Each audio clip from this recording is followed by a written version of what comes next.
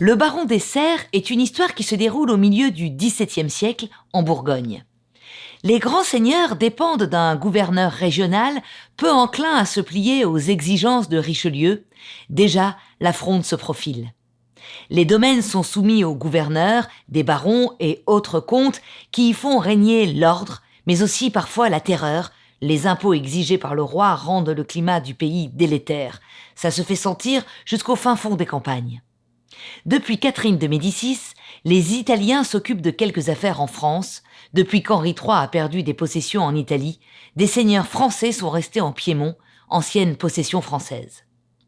Un de ces seigneurs va instruire le fils de son intendant, qu'il a adopté, à gouverner son domaine bourguignon avant de s'en retourner en Italie. Ce fils va à son tour instruire un fils de paysan et en faire le seigneur des lieux, afin que lui aussi retourne dans son Italie natale. François Huel est né le 24 avril 1950 à Paris.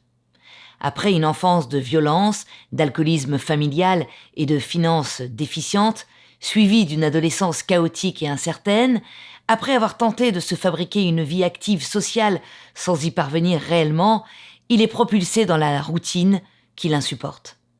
La découverte de la vie maritale va le mûrir à grande vitesse, lui montrer ce qu'est l'autre société. Il se trouve confronté à ce qu'il ne peut quitter, avec ce qu'il a du mal à assimiler. Le contraste est titanesque et perturbant par le relationnel homosexuel lié à son passé récent. Le baron des Serres de François Huel est à lire aux éditions Saint-Honoré.